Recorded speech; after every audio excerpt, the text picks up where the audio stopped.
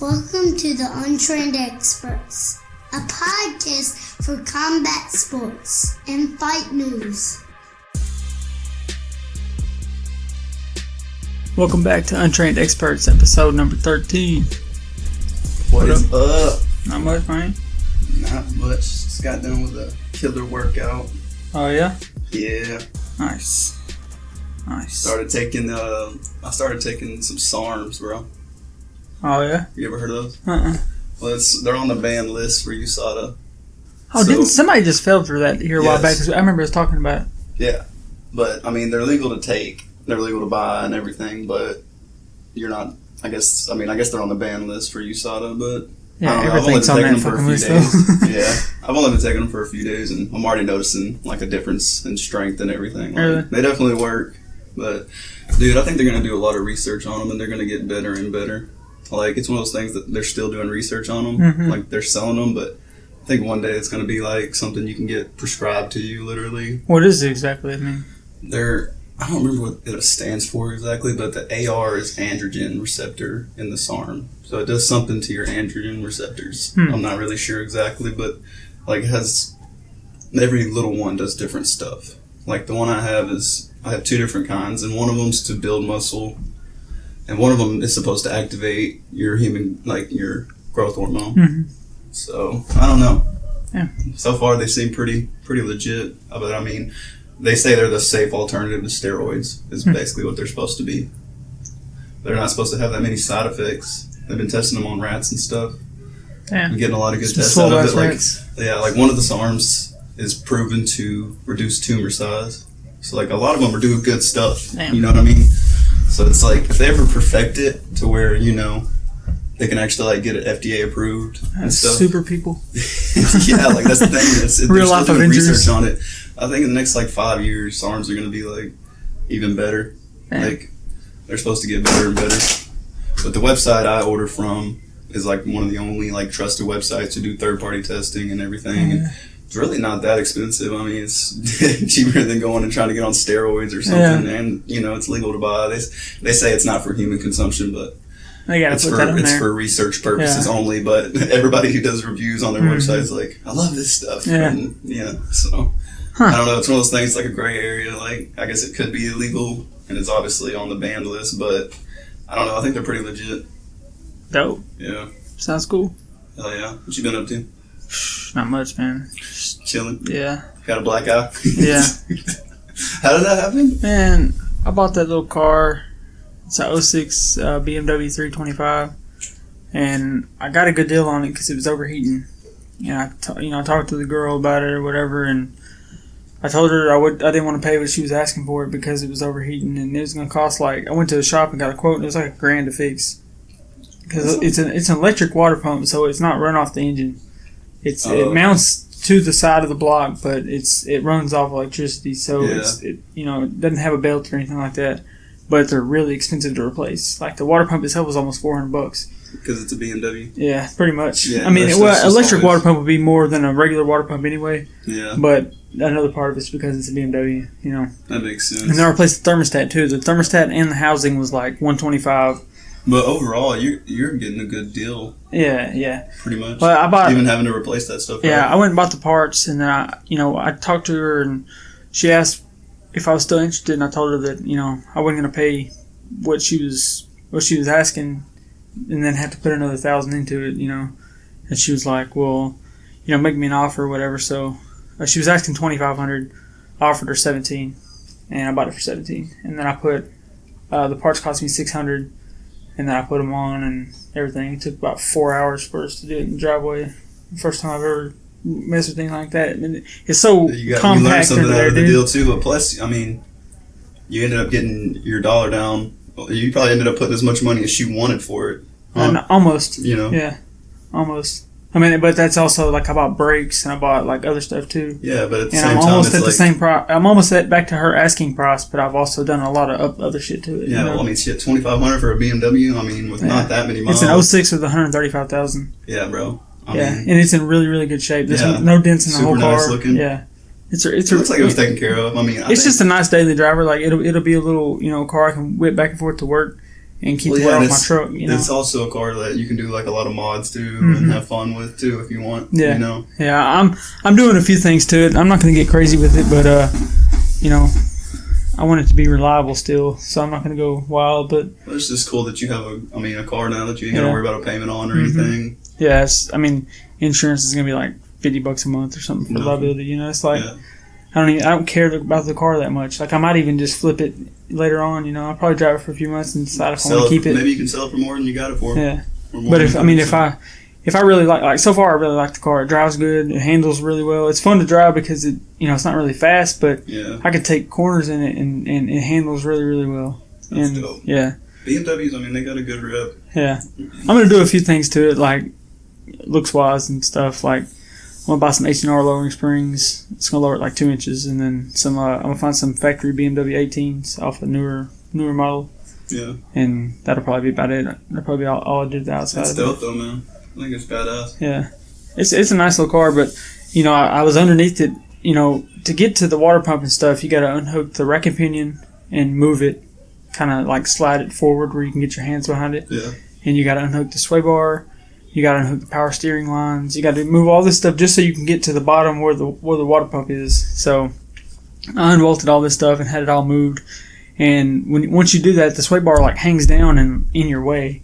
So I pushed it back up and had it where it was just staying there, where I could still work. Yeah. Like the rack and pinion is the main thing in the way. Once you've gotten everything unbolted, I think I was trying to get the thermostat out, so I pushed the sway bar up out of the way or whatever. And then I got out to go get something, and when I came back. When I laid down, went to get under the car, I reached and I forgot, and I grabbed the sway bar. And when I pulled myself under, it just can't get. It wasn't bolted, so it just came down in the corner of the bracket where it bolts, caught me right in the corner of the eye. It hurt. It looks like somebody caught you while you were sparring with them. Dude, it hurt so bad. Like it hit the bone. Like it literally hit the bone. Because there's no meat on your face right there. That's the worst part. That's the worst spot to get hit. Yeah, it hit the bone. Like my eyelid. And like my eyebrow was swollen so bad, like it was like as big around as a quarter. It really felt like you got punched in the eye. Yeah, oh yeah, it was worse than that because it was like a sharp edge that got me. I'm surprised it didn't cut me. I'm really surprised it didn't cut me because it hit. Maybe it's because it was so close. Maybe it was, I guess didn't have enough. It was force to yeah, that shit hurt though, man. Like you remember like when we were kids, we played with marbles, the little glass marbles. Yeah. The big ones. Yeah. That's how big the knot got. It was that, like, it stuck off my head that far, and it was that big around. Like Cowboy after that Ferguson fight. Yeah, that's what I told my dad. I was like, man, I feel like I just got punched in the face by Tony Ferguson. That's funny. And it's been, it happened last Saturday, so it's been almost a week, and I still have a black eye. That's the thing about any kind of bruising, especially around your eye area. It doesn't heal as quick. I still got, like and the bruises get darker and darker right before it gets better. It's like a pocket of blood right there. It's like swollen weird. Still, yeah. I hate that. Yeah, that shit sucks, man. But, accidents. I'm enjoying the car, so there's a plus. It was worth it for the blackout. Yeah. I've had like 10 different people ask me what happened to my eye. Like, I'll go get some food somewhere, and they're like, oh, what'd you do to your eye? Just tell them you're an MMA fighter, bro. I thought about just giving a different story every time. Like, being like, I fell down the stairs, and then like turn around somebody else asking like, oh, I got hit by a car, and then turn around somebody else says I got attacked by a dog, and just like tell everybody a different story. Something different for everyone. Yeah, that's funny. Yeah, but it'll get healed up quick. Yeah, I'm ready for it to be gone. I'm tired of people looking at me weird. That's so shitty when the people do. They just you can't help it because we do the same thing. Like, if I see somebody with a black eye, I'm like, damn, I wonder how they got that black eye. That sucks. It literally could be anything, you know what I mean? Everybody just assumes that you're gonna fight. Mm-hmm. Yeah, Maddox went to a little summer school program thing for like 3 days this week, and I went to pick him up, or I went to drop him off the first day. And when I walked in, I forgot about it. Like I wasn't even thinking about my eye.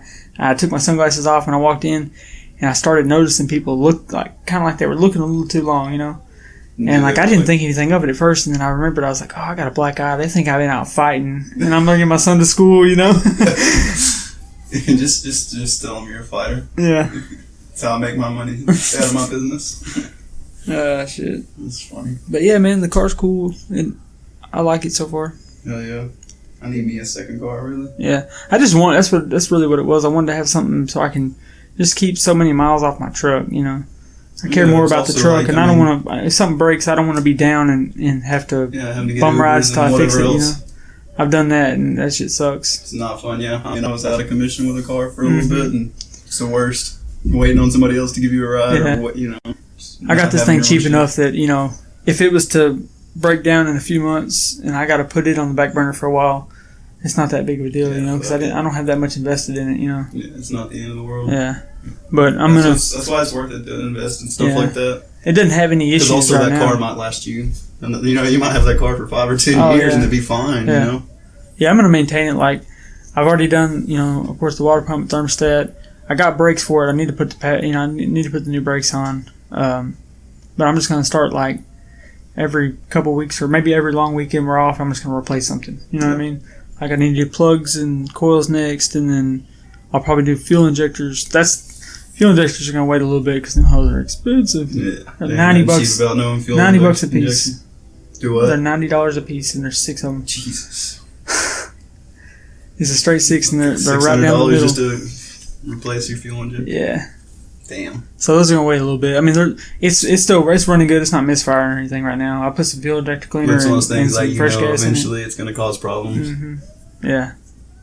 Yeah. I mean, that's the thing. I mean, over time, you know, you might put a little bit. At the end of the day, you're not gonna have that much money in it, no matter what. All the little stuff is cheap. I mean, everybody thinks that just because it's a BMW, everything's expensive. But like the regular stuff, like spark plugs, all that kind of shit's regular price. I'm sure it's a lot worse on like a brand new one, for sure. Yeah.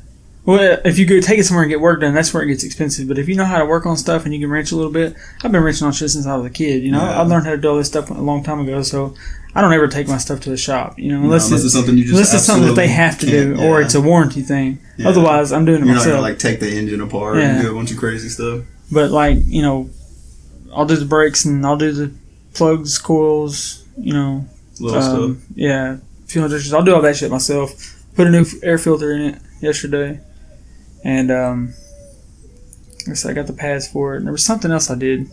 I put fuel injector cleaner in it, new fuel, because I guess it started overheating on the people I bought it from like last year, and they parked it. So it's been sitting for like 8 months or something. It really just needs a few parts replaced, and it probably just needs to be driven, really. Yeah. I mean, a lot of times cars go out of commission just for not being driven. Mm-hmm. Yeah, so far it's been, you know, I haven't had any issues. You know, they didn't drive it overheating, so they didn't blow head gasket or anything like that. I've already checked all that, so it's not bad. Yeah, I think it'll be good for you for a while. Yeah, it's just nice to have an option to have something else, you know. Yeah, I mean, like I bought new fog lights for it because the fog lights were messed up, and they're like $40 online. Like the stuff isn't expensive. Everything's not expensive, you know. Yeah. So NBA draft lotteries tonight. Your boy Zion went number 1. That's a big surprise. Everybody knew he would. I don't even know where he went though. Oh, New Orleans. Pelicans. Yeah. That's a good spot for him. Yeah. Starting out.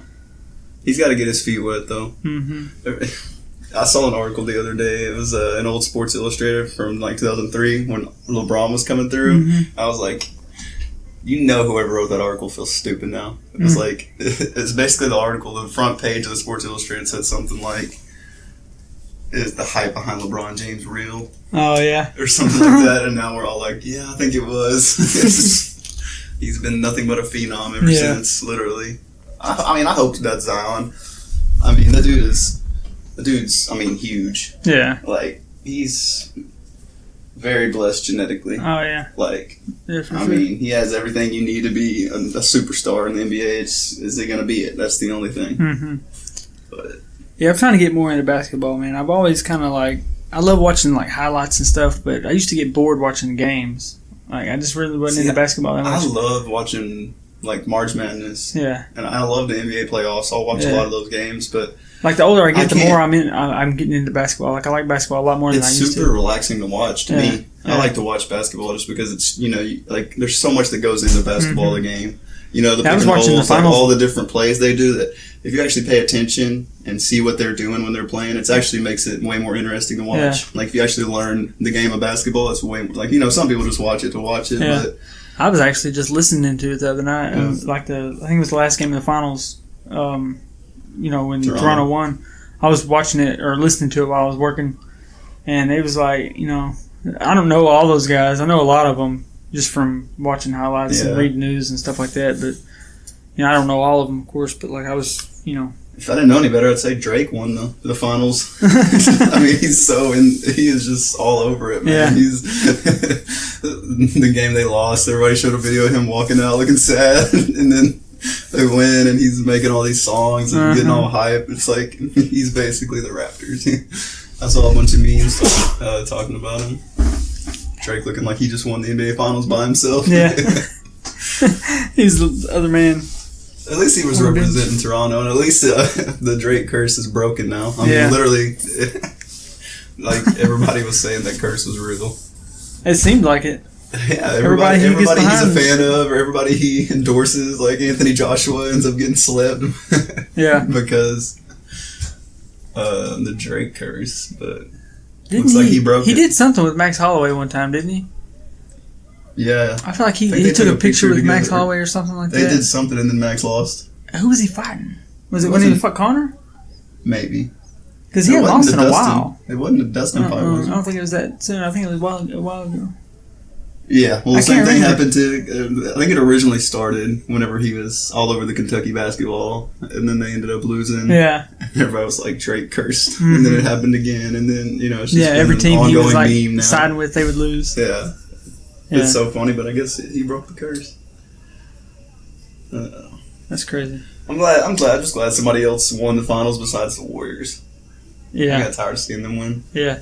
I like the Warriors. I like watching them play. Yeah, I like the Warriors. They're great. I think Draymond Green is like the only one that gets on my nerves, but like Klay Thompson, I think he's cool. Yeah. I really like Steph Curry. I like Steph Curry a lot. He's like nice guy. Yeah, he's like a model player. You know what I mean? He really is. Like, he genuinely is like a nice guy. A family man. Like he's not really in the spotlight much. Yeah, he's not causing a lot of drama. You don't see him like nice at guy. the club with hoes and stuff like Acting that. stupid, yeah. Or with the Kardashians or whatever. Yeah, he's not all up in the business. Yeah. He's not in the Hollywood lifestyle. Yeah. He just plays his game. That's why I like him. Yeah, I like players like that. I think it was just time for the Warriors to chill out and stop winning everything. Yeah. But honestly, if KD was healthy, it would have been way closer. Mm-hmm. That sucks for him, man. Yeah, he's about to be a free agent, and then he tears his Achilles. Was it his Achilles or ACL? Achilles. That's what I thought. Yeah. Well, they shouldn't have let him play. Mm-mm. They should have known that injury was going to happen if he played. Mm-hmm. I don't know if he pushed him to play. Now, or if he would have came in and like saved the series for him and got him to Game 7, and they would have won because of him, it would have made him a lot of money. Like whether he stayed with the Warriors or whether he went somewhere else, because his contract would be a lot bigger. They were down because 3-1. They won that next game. If he would have came back and basically saved the series and helped them win. Yeah, and it ended up just being exactly what nobody wanted to happen. Yeah, it's literally going to be. Yeah, he didn't even play. At least 6 months for him to recover, probably. Yeah, he won't even be rolling at the beginning of next season. And that sucks. You should have just stayed off of it, and you might have been ready to go beginning of next season. I think it's just a bad move on the doctors or whoever allowed him to play. Yeah, I think it's stupid, but the Warriors are probably like, "Hey, bro, hopefully KD comes back healthy. We'll give you a bonus if you can play because we need you." Well, yeah, they probably. Yeah, I mean, I think they'll try to re-sign him to a different deal. But I don't know. Also, I don't know if he. It depends on stay. if he wants to. Yeah, it depends on if he wants to be like team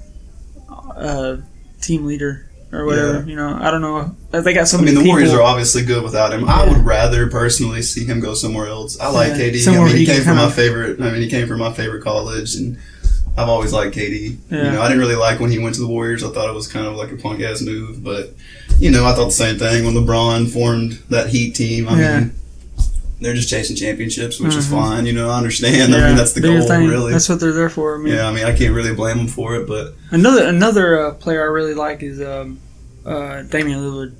Yeah, I like him a lot, dude. I was reading one of his shoes. He always has dope shoes. Yeah, I was reading one of his quotes or whatever the other day where he was saying talking about people, or there was something about being under pressure as a basketball player. He's like, man, we get paid millions of dollars to play a game. He's like, this isn't pressure. Pressure is the people who, don't know when their next meal is going to come, or don't know if they'll be able to pay their bills. Yeah, if they can pay their bills, I forget the whole quote, but shit, though. When he said pressure. That, I was just like, damn, that's legit. He knows what's real. He's not just out here thinking that he's working super hard and not getting paid. Yeah, enough. he's not being an asshole like some of these players and demanding more money or something like that. Like I respect players like that who actually came from the bottom and know. And not that what they do is easy, because it's definitely not easy, but it's not. But they're not going. No, I mean they're physically working themselves pretty hard, especially during the season. And I mean, but they're also just playing basketball all the time. At the same time, it's a game that you enjoy and you love. Like, and you were good at it growing up, so you got in. It's just your thing. Like, they don't have it that hard. And a lot of them, they're gifted genetically. I mean, it's not like just any random person could do it, Just because some of them just have somebody loves basketball. So lucky. God gave y'all everything. Yeah, if you didn't become a basketball player, you're doing something wrong. Yeah, I mean, if you're 6'5" and you have that body type, there's no reason not to try to play basketball. Dude, for the longest time, I thought, I didn't realize how big Steph Curry actually is. He's like 6'2" or something. Yeah. I didn't think he looks tiny compared to the rest of his team. That's how big NBA players are, bro. That's why, like, when you see guys like, what's his name? Nate Robinson. They look like little kids out there, but they're my height. Yeah. Like, Nate Robinson's like 5'9", 5'10", or something like that. Looks stupid short on the court, but he's a normal sized man. He's like a little tiny guy out there. Yeah, Duncan, putting his nuts on everybody's face. So funny. It's weird, man. It's like, I don't know how to get up there. You really got to have like some weird genetics to do that. To be 5, it's 5 foot something, and able to jump like that. It's insane. Yeah, I used to be able to touch the rim in high school, but I couldn't. I never could dunk. Boy, I've never had ups. I never like I couldn't grip the ball good enough to, like, when I would try to go up, I would always drop the ball. Yeah. I don't think I ever could have dunked, even if I could have held it going up, because I wouldn't get in that high. Like, I could just barely wrap my fingers over the rim, like one hand. Like, I couldn't get up there with both hands, but I don't know. Some people are gifted. Yeah. I guess we can talk about some fights, huh? Yeah, for sure. We got a little news, little predictions, little fight announcements as well. Mm-hmm. We got so they announced RDA and Leon Edwards. Oh yeah, I saw that. That's going to be a good fight, I think. That's a good chance for. I mean, that's the thing. Like we've all talked about before. RDA is a gatekeeper. You know what I mean? He's not easy to beat. The few who do beat him are the best. Yeah. You know what I mean? Like, there's a high caliber as a kid. RDA is a high caliber fighter, and to get through him, means a lot, really. Yeah. Like, if you can get through RDA, like, they'll set you up with just about anybody. But I think this is a really important fight for Leon Edwards. Yeah, it's more important for him than anybody else, I believe. Yeah, for sure. Because he really needs this moment if he wants to get a shot at the title. Yeah. I think if he can take on RDA, that they'll get him another really good fight. Mm-hmm. And maybe then he can make a run for the title. But there's just so many guys up there. Yeah, there's a lot. In that weight class, there's so many. But Leon's really good. So I'm excited for that fight. Yeah, that'll be a good fight, man. I'm interested to see it. Heck yeah. I still want to see him and Masvidal get it on. Right. Yeah, I mean, that, depending on where this goes, I think that's another good fight to set up. Mm-hmm. Leon and Jorge Masvidal, that's a really. You could really fight. do it either way if they both just win. Just because they already have beef, you have something. Yeah. You have a promo already. Yeah. I mean, if they both win, they can fight. If they both lose, they could fight. Yeah, either way. I hope it works out like that. I'd love to see them fight. Yeah. I think that'd be really good, just because they already got beef. Mm-hmm. That'd be dope. So over the weekend we had Bellator 222. Yes. What did you think about that? I didn't get to see a lot of it, man. I'm gonna be honest. I didn't see all of it. I could not find a damn. Well, first of all, I forgot about it and went to the store, and then you texted me about Pico, and I was like, oh shit, I forgot about the prelims. I forgot him and the Dime Dimes were on the prelims. Where do you think? Yeah, the Dime Dimes, they look bad. Yeah, they look bad. Yeah, I went back and watched that fight on YouTube. I guess they put the prelims on YouTube now. The Zone puts them on YouTube, so like right after the fights, you can go watch the prelims. Yeah. Well, the girl who was 0-1, she ended up winning, didn't she? Or the girl who was 1-0. Yeah. I got it mixed up. So the Hooters girl lost. Mm-hmm. Yeah. The Hooters girl lost her MMA fight. That's so weird to say. Yeah, it is weird. She was like, I saw an interview after the fact though. She was happy. She was like, "This was so much fun." I guess she's an adrenaline junkie. Like she's just doing it because she's not going 0-10, but she's just having a good time. Yeah, that's what it seems like. She's making some money. I mean, yeah. She's like, I want to fight her again. Like, apparently she took this fight on short notice, so she had a real short camp. Yeah. So she's thinking she's new. I mean, it's not like she has a lot of experience. And I mean, they went the distance. It's not like she got. Yeah, she didn't just get knocked out or anything. I mean, it was a decent fight. I mean. Yeah. She said something about she's never fought someone who was able to stay on the outside. The clips I saw, she didn't look bad or anything. Yeah, Like she looked like she knew what she was doing. Yeah. You know what I mean? And I mean that takes a lot anyway. I guess just to look like a good fighter, a professional fighter, that takes a shit ton of work. I guess she's had a few amateur fights because she said something about she was 0-1 going into this. Yeah. But she said like some of the other girls that she fought, she's never had any of them be able to stay outside of her punches the way Laredo was able to do.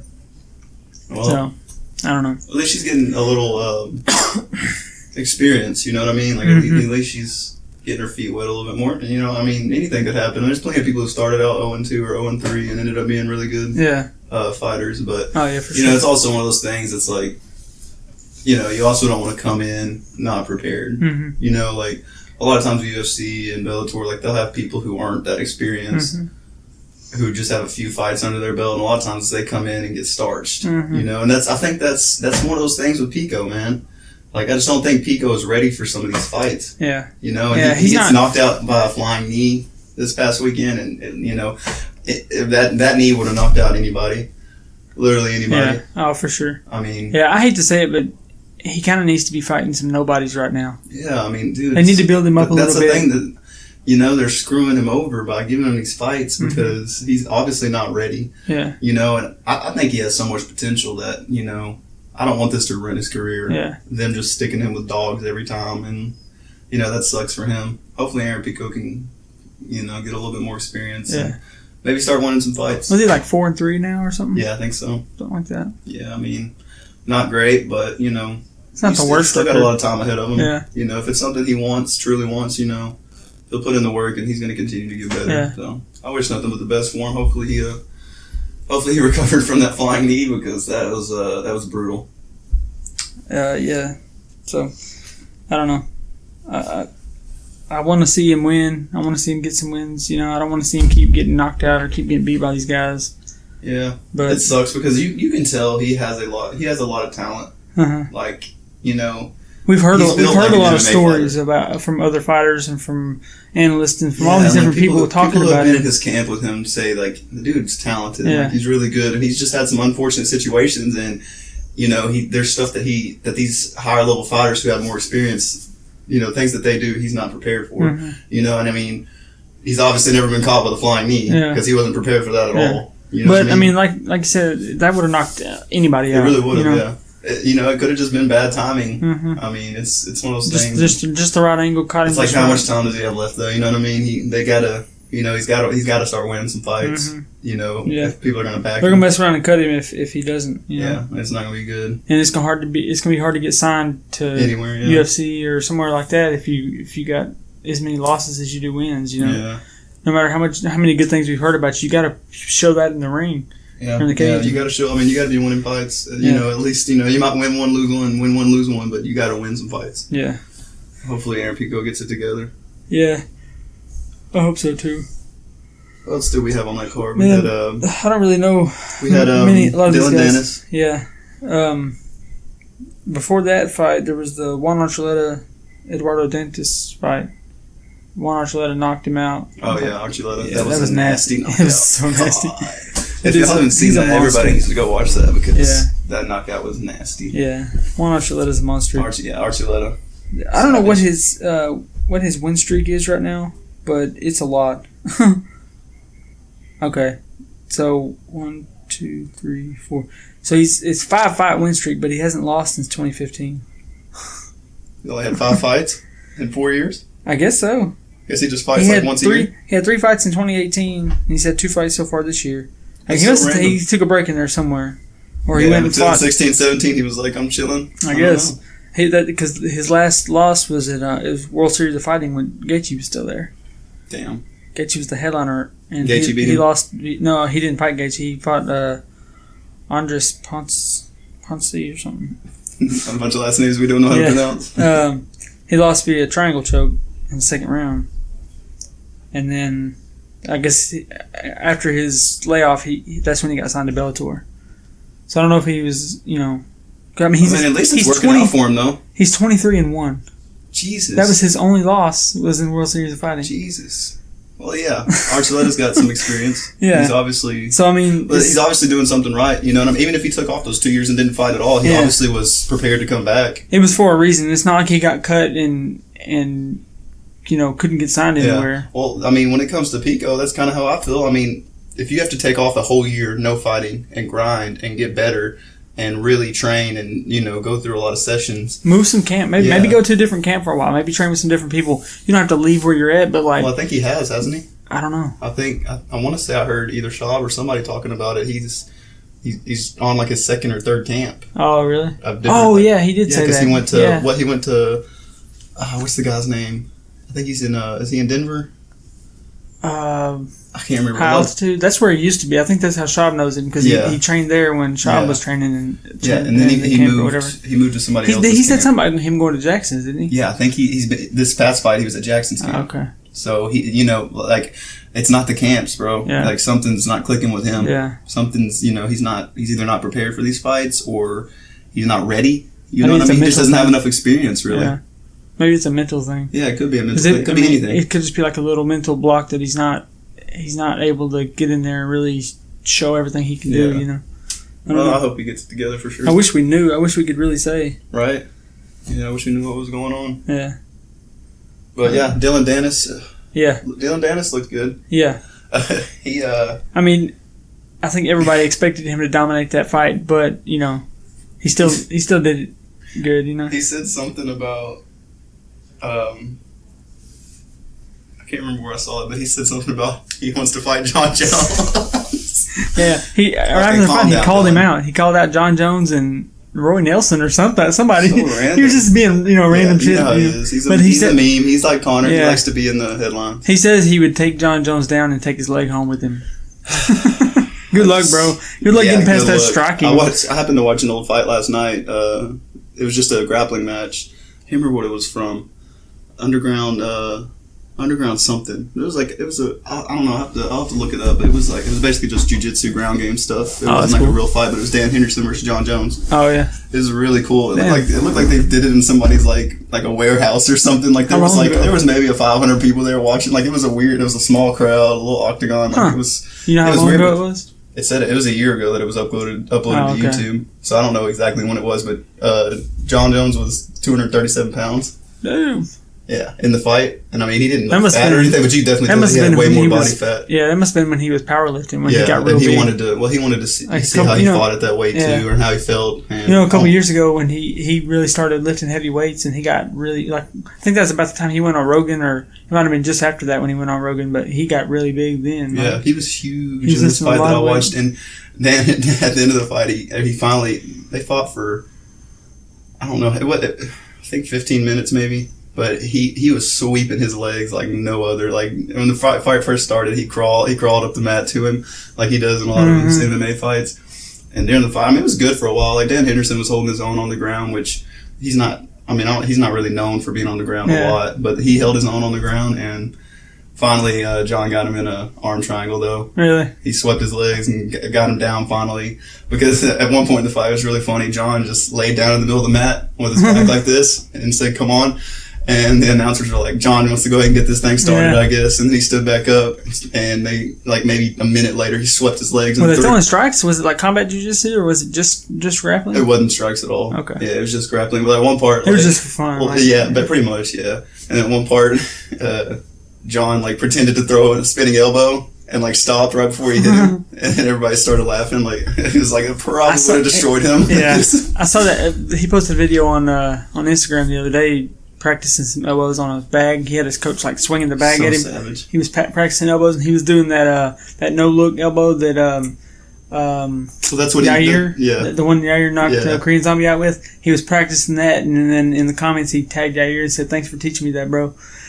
So we're gonna see him start trying to knock people out like that, because that's just wild. Like when you dip and come up underneath, you know. Yeah, but Dan Henderson's so funny. They were interviewing him after, and he was like, "Motherfucker, the arm triangle out of nowhere, dirty bastard." John's just sitting over there laughing. I love Dan Henderson, man. Yeah, it was really. He looks so stiff. I'll look it up and I'll send it to you later. Yeah, Dan Henderson looks so stiff. Oh yeah. And when you see him move, when you see him walk, he's just like a plank of wood moving. Well, the announcers, one of them knew him. I don't remember who the announcers were for this, but one of them knew him, and they said the same thing pretty much. They said he was just really, like, he's always been like that. Yeah. Like, which now he does look stiffer because he's probably put his body through hell. Yeah, and he's older now. Like, even when he was fighting, though, his muscles are like, I guess he's felt his arms or something. Like, I don't know, but he said during training, like, he's just like a rock. Yeah. Like, I mean, he punches you and it's just like, if somebody's hitting you with a rock. Mm-hmm. Like, him and Dan Henderson's tough. Dan Henderson and Boss Rutan got to be two of the stiffest looking ex-UFC fighters that I've They're not real flexible, bro. Yeah, when you see Boss Rutan. Kind of reminds me of, how am I forgetting his name? Huge fighter, can't remember his name. Fighting now? No. We've been saying he should retire. Chuck? Yeah, Chuck. I forget Chuck Liddell's name. It just, like, literally I had his face in my head and I was about to say Chuck Liddell and I forgot. Maybe the most... Yeah, those are like those kind of guys, though. Yeah. They look really stiff, but at the same time, they have a lot of power. I saw, like, a video the other day. Boss Rutan has, like, this training thing you can buy that has all these different pads on it where you can practice, punches and elbows and stuff like that. And he's hitting it, but like when he turns to look at the camera, like he turns his whole body. I don't know if he's had neck surgery or what, but he's super stiff now. Like when he moves and stuff, he's just like, he moves like a robot. It's weird. That sucks. Yeah. Hopefully it's not too but bad. Them guys, I would hate to be so stiff like that. Yeah, they fought all damage. them years, and now they're older. That all that wear and tear has got to be taken really. Oh, it does on their joints and everything. I bet they're in pain a lot. CBD, stuff like that. They're probably got to have all that stuff. Mm-hmm. But Dylan Dennis, he said something after the fight about he could have ended it, whenever he wanted, but he was trying to make it go longer. So, yeah, get some time inside the ring, which was a smart move. When you think about it, like he hasn't had a lot of time inside the cage. Like he goes in there, it's over pretty quick. He looks good though, man. Yeah, he really does. He's got a lot of skills. He's so good on the ground. He's not just a mouth. Like he's actually he's got a lot of skills. Yeah, he's definitely got the skills to back up his mouth. He's like a Connor. I mean, they can be annoying and cocky, but at the same time, they usually have the skills to back it up. And that's the thing with those guys who are really good at grappling or really good at jiu-jitsu or wrestling. They can take more chances on the feet because if they have to, they can pull guard and go to the ground. Yeah. This is all they get. I mean, once you're that good at being on the ground, I mean, it's a lot easier to improve. Not easy, but it's easier to improve your striking and get good on the ground. Mm-hmm. If I was going to be a fighter, you can take more chances. You can try to stand up with people a little more. Exactly. As long as I would say if you're going to be a fighter, like I would say focus on wrestling. That's what they say. That's the best. That's the best. Base. Well, that's the thing, especially in an amateur fight. If you get in there with somebody who doesn't know any jiu-jitsu really, and all they know is striking, there might be a boxer trying to get into MMA or whatever it may be.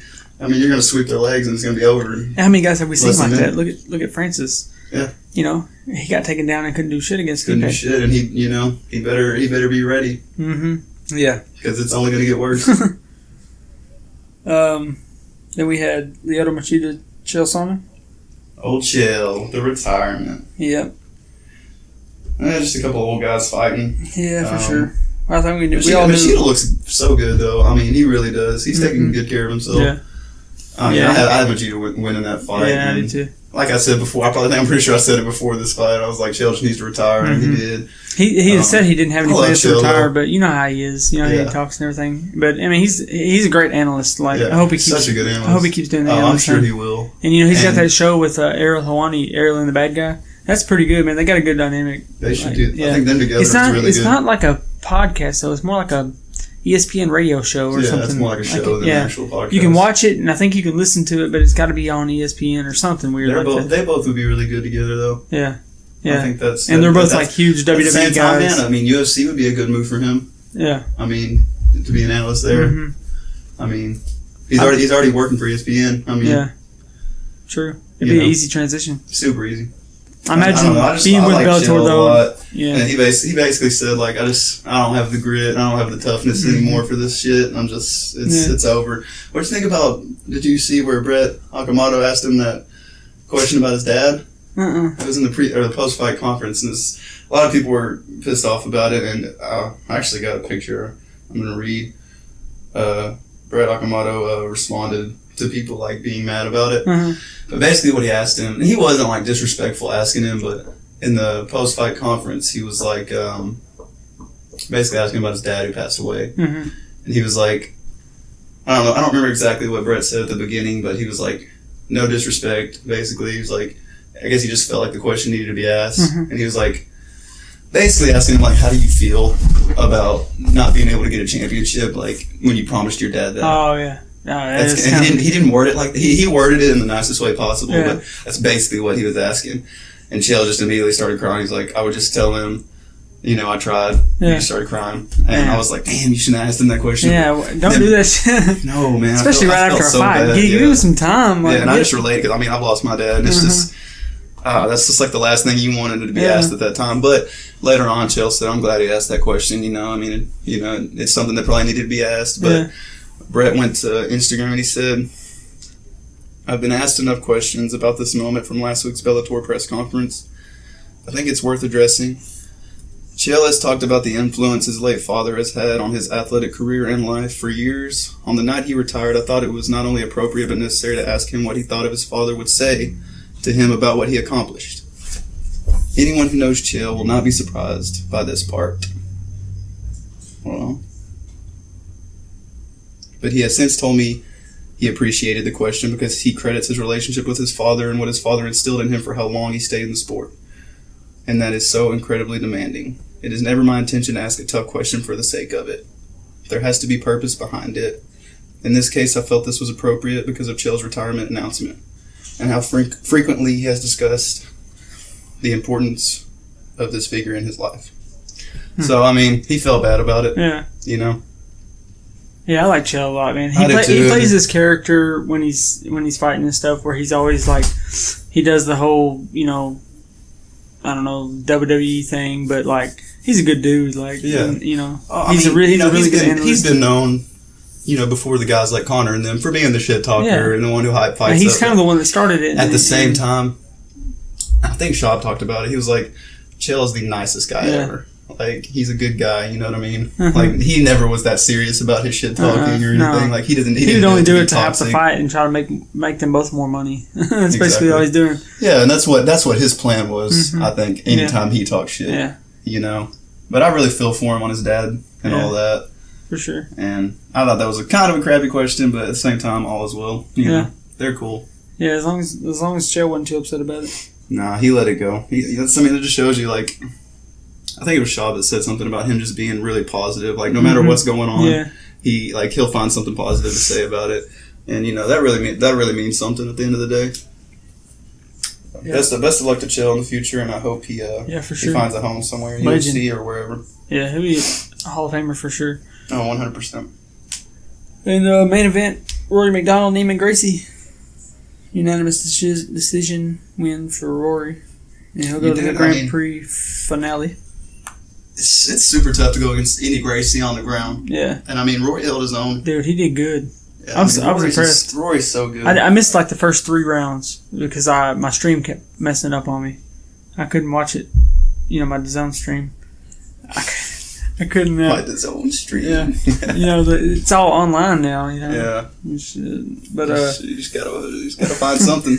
I don't know what was going on, but I couldn't get it to work. Couldn't get it to play. Yeah. Like, I couldn't find a good one either. He kept skipping around on me, so I don't know. I just I finally got it to work. Something about these streams, man. It's like you never know. I mean, it's like the first card on ESPN Plus for UFC. Like, people couldn't even get it to work right, so they were like, "Screw it, we're just gonna go watch free streams." Yeah.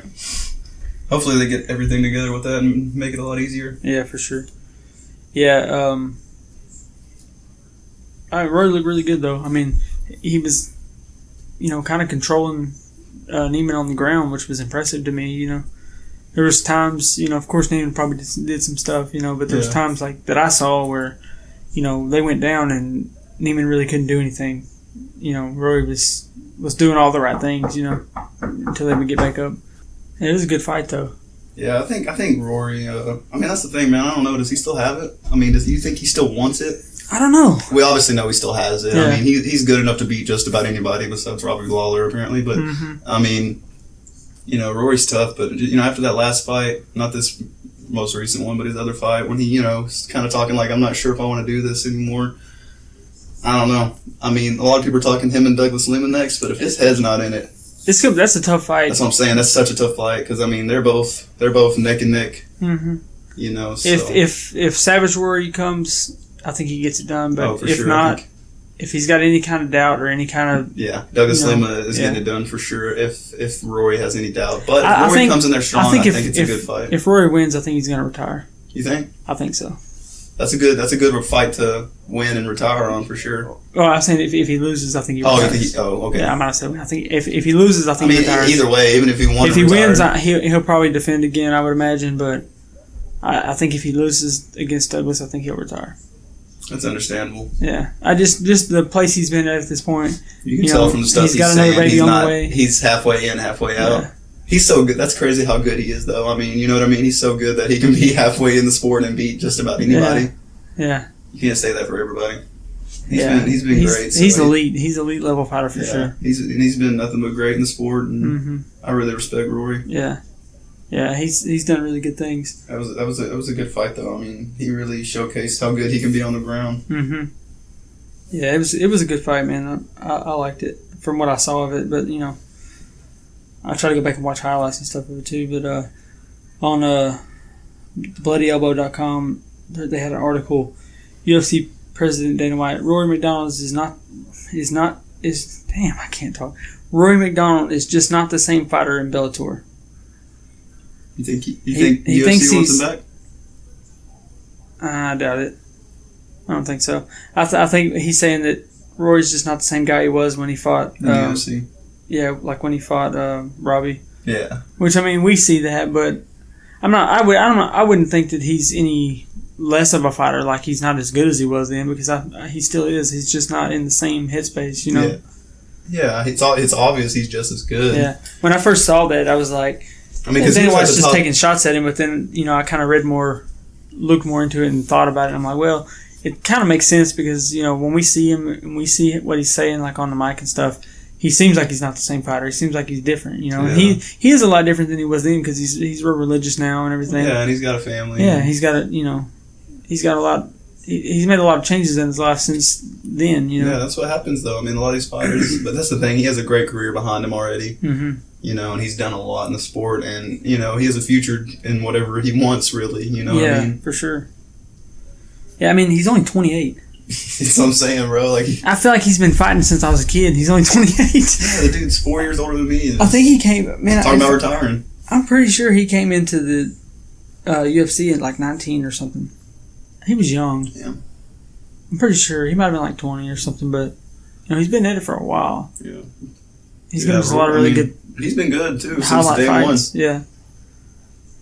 Yeah, I mean he's got a lot. I don't know if I'm ready to see him retire. I'd like to see him fight more, but it's understandable. You know. Also, yeah, like we talked about before, I don't want to see a fighter fight. Doesn't want to fight. Yeah. Yeah. If he's ready to get out, do it, man. I'm behind you. Heck yeah. 100%. What'd you think about Tyson Fury this past weekend? Did anybody not see that coming? Right. I mean. Dude, I mean, where are they going with it? I mean, the highlight that's all over the internet of him dodging all those punches, that shit was crazy. Tyson is like five. I don't see why people act like this man is not the best fighter in the world because he's the best boxer in the world. It was insane, man. Like that dude was standing right in front of him. It was like the Ali. Yeah. It's like the Ali boom, clip boom, boom, when he does the little shimmy. Yeah, dancing and dodging every hit. That's what he looked like, but Tyson is in form bigger right now. He is in form. He looks good too. Yeah. He looked really good going into that fight. I mean, like his body is, you know, like he's right where he wants to be. Mm-hmm. Like I mean, his story, just what he went through for that year or two, you know, being an alcoholic and all that, and coming back to this. I mean, that's an inspiration to people who are going through that. You know what I mean? Like not everybody can relate to that, but there's a lot of people that are going through exactly what he went through. Yeah. You know, and he's an inspiration to people. And on top of that, dude, to me, he's the best boxer in the world. You know, unless Deontay Wilder can knock him out, he's the best fighter in the world. Yeah. Oh, for sure, man. He's just so good defensively, so good at everything. What round and did he that can fight do in? this, man.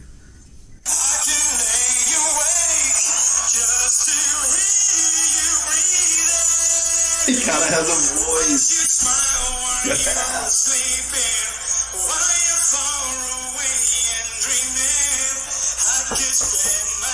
How nice. Singing to his voice. Dude can sing.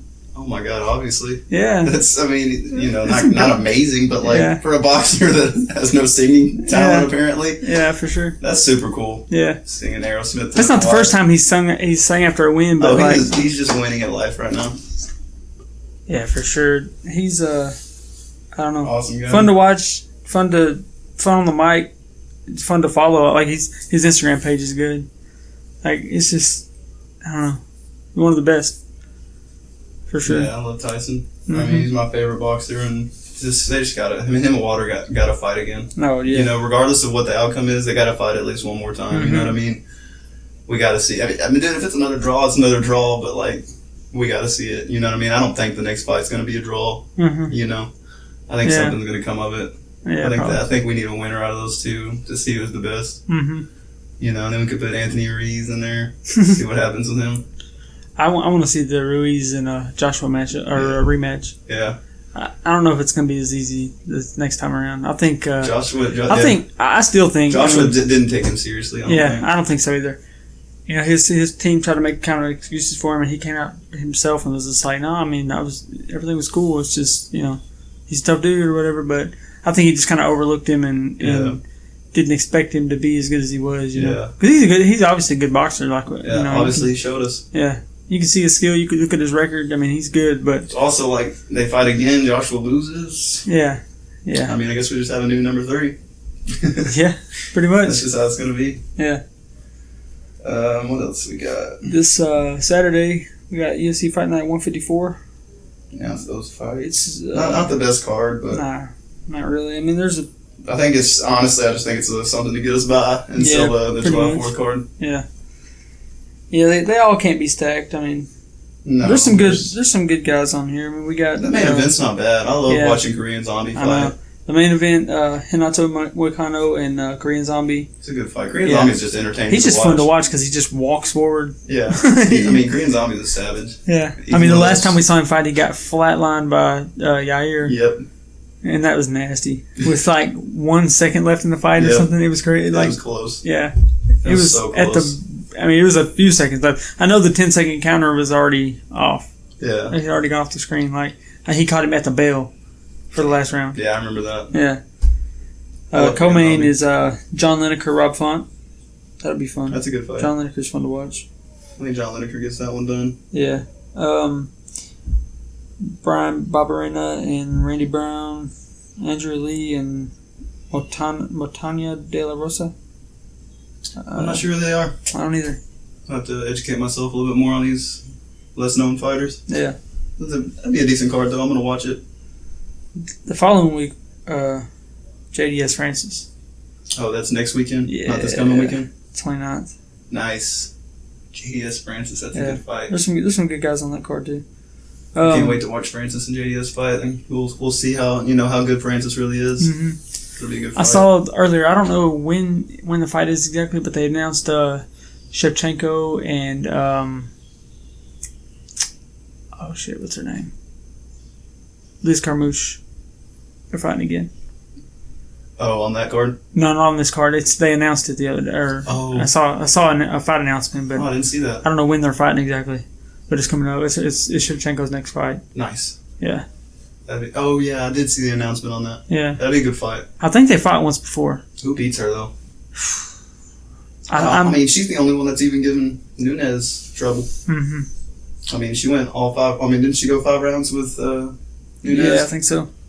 And some people say she could have won that fight. So I'd like to see them fight again, honestly. But we got Holm and Nunes before that. So, which is going to be a killer fight. Yeah, for sure. We also got a bare knuckle boxing this weekend. Oh yeah, damn! I almost forgot about that. Artem Lobov and Paulie Malignaggi. There's been a lot of beef going on between them. You know, spitting on each other, trying to slap each other around. It seems pretty serious. And I'm actually, I mean, you know, I haven't been a huge fan of the bare knuckle so far, but this is going to be a good fight. Real quick, Liz Carmouche beat Shevchenko the first fight. That's one of Shevchenko's only 2 losses. Oh. Yeah. See, I didn't know that. It's a rematch of that fight. I was pretty sure they fought before, but that might be a good fight then. Yeah. Shevchenko's also gotten better and better. Yeah, we haven't really seen Liz in a while, so we'll see. It's going to be tough. Shevchenko's a monster. Yeah, it's no walk in the park for sure.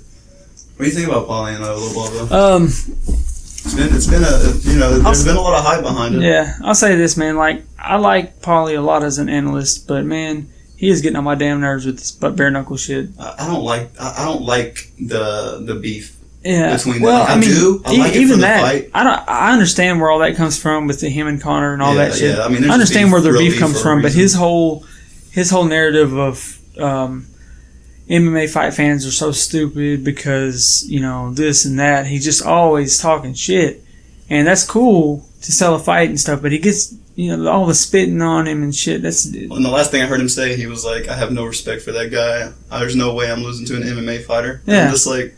Dude, now you're talking down on MMA as a sport, period. You act like they can't box. He does. Every time he's on there, every time he's talking. We all saw the videos of Connor kind of slapping him around a little bit in sparring. Yeah. I don't know, man. Like, I like Paulie as an analyst, but as far as like outside of that and doing this, and I kind of want to see. I don't know if I wouldn't mind seeing him get knocked out. Honestly, I kind of like. That's part the of thing, me, though, bro. This is bare knuckle. It is different. It doesn't matter. I mean, you're a good boxer. You're a legend. Yeah. But at the same a small time, part of me wants to different. see Artem knock him out just to shut him up. Yeah, I mean that's kind of how I've been feeling too. At the very least, I want it to be a good fight. Like, I don't want him to go in there and outclass Artem. No, I hope. I'd rather it be a good fight than somebody just get completely trashed. Yeah.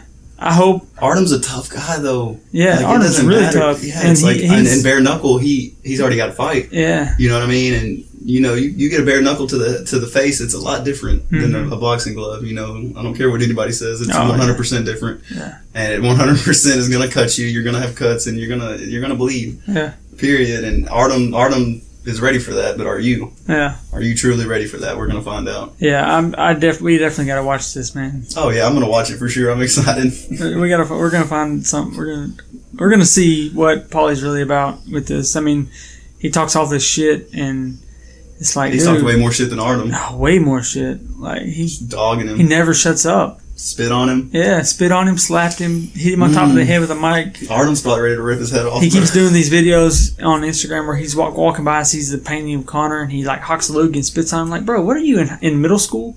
You look like you're in 8th grade doing shit. If shit it's a real like fight, though, Connor's destroying him. Yeah. If they just got into it on the street, Connor's knocking him out. He talks all this shit about MMA and MMA fighters and stuff, but like, bro, if you were in a real fight, they're throwing you on the ground and they're gonna knock you out. Yeah. They're gonna ground. I don't care how good your boxing is. Anybody with with jiu-jitsu or wrestling, they don't even have to be good. They're going to destroy you. If you don't know how to defend that stuff or do anything with that, you think somebody's not going to walk up on me that's an elite wrestler and throw me on my back in 2 seconds? You're on your back and you're getting punched in the face. I don't care how good of a boxer Paulie is whatever. If he's in a real fight with the MMA guy who's never even had a fight but trains in any kind of grappling, you're going down. 100%. That's the first thing they're going to do. Yeah, that's where I lose respect for him saying, I'm not going to lose to an MMA fighter. Yeah. That's why I want him to lose. Just that soul statement is stupid to me. All the shit he's been talking about MMA fans, how dumb MMA fans are and shit like this. It's like, bro, come on. Now all MMA fans want to see you get knocked out. You just want to shit on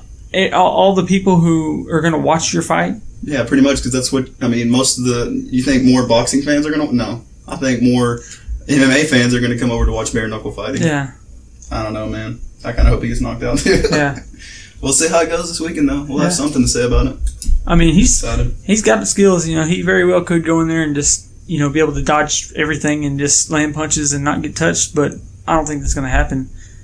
And I at least want to see a good fight. I want Artem to gain his respect. I don't know if that's possible because he seems like he really hates the guy. But at the end of it, I don't want him to be able to say. I don't want him to be able to talk shit the way he's been talking shit. You know what I mean? All. If it's a really close fight, what's he going to say? I just want it to be something like that, Yeah. Like, I outclassed this Artem guy. And Artem's not even an elite MMA fighter. So, no, he's just crazy. Hold on. Let me look up go ahead. I'm going to look up his record real quick. I don't know. I think Artem, honestly, I think he might get it done just because of how tough he is. And that's, when it comes to bare knuckle, that's what it takes. You got to be tough. Yeah. Sure. It's just a totally different game, but we're gonna see how tough Paulie is. Yeah. Hopefully, like you said, it just needs to be a good fight. Hopefully. Yeah, I hope so. I really want to see something, it'll be fun to watch either way, I think, but I want to see something like, crazy. Yeah, like something. that. The Artem and Jason give Knight people a reason to keep watching bare knuckle. Yeah. What you looking up? I'm trying to look up his record. Oh, Polly's? No, Artem. Artem's MMA record. He hasn't fought a lot. I thought he had more fights. I mean, I just saw his UFC record, but I want his overall, like his whole fight career, because I'm pretty sure. Yeah, he's 13-15. 13-15. Such a random record, bro. Yeah, 13 wins and 15 losses, and 1 draw, 1 no contest. So he's got 30 fights and only 13 wins. So not the best record. Not the best record. So I mean, like we're saying, he's not. Maybe bare knuckles is home though. We're saying he's not elite level, but I mean, he's not even really close compared to some of these guys. Like, put Paulie in there with anybody in the top 10 right now. Yeah, that's what I'm saying. I mean, Artem's not a super elite level fighter. I mean, 13-15 is, it's not obviously not great. Yeah. But at the same time, he has won fights. I mean, not against the best guys probably, but he's got some experience in the fighting game, obviously, and we know how tough he is from the we know how. I mean, the toughness is there. Is going to be a big factor in this. And that's a big factor in bare knuckle. Period. I think. Yeah, I mean, any of these, you got to be tough to do any of these. You got to be tough to be a boxer. You got to be tough to be an MMA fighter. Bare knuckle, of course, but like. I think it's a different type of. It's a different type of tough for bare knuckle, man. It's a different type. Especially after you watch him and Jason Knight. Like, I mean, it's brutal. To me, I mean, it's there's a different level of toughness between MMA and boxing too. I don't know how long this bare knuckle thing's gonna last, but I don't know. It might be a future sport if it grows. I mean, I'm down to support any type of combat sports. I'm kind of excited for this fight. Hopefully it's a good one at least, no matter what. Yeah, for sure. Yeah, I definitely plan on watching it. And it'll be fun to see what happens. Hell yeah. Either way, it's going to be entertaining, But like I said, I want to see. I just want to see Paulie get shut up. Go back to announcing, bro. Like, he's such a good analyst. Yeah, we don't care. Yeah. But we do. Yeah, we do. We're going to watch it. We're going to. We'll be there. But I don't know. You got anything else? I think that's about it, man. That's it for this week, guys. This is episode 13. Episode 13, the lucky 13. Yeah. Unlucky in my book. I'm kind of superstitious. Are you? But we'll see you guys again next week. Hit us up on the Untrained Experts Instagram. We're on there every day, posting and checking out stuff. So just give us some feedback and let us know. If not, we'll see y'all next week. Peace. Peace.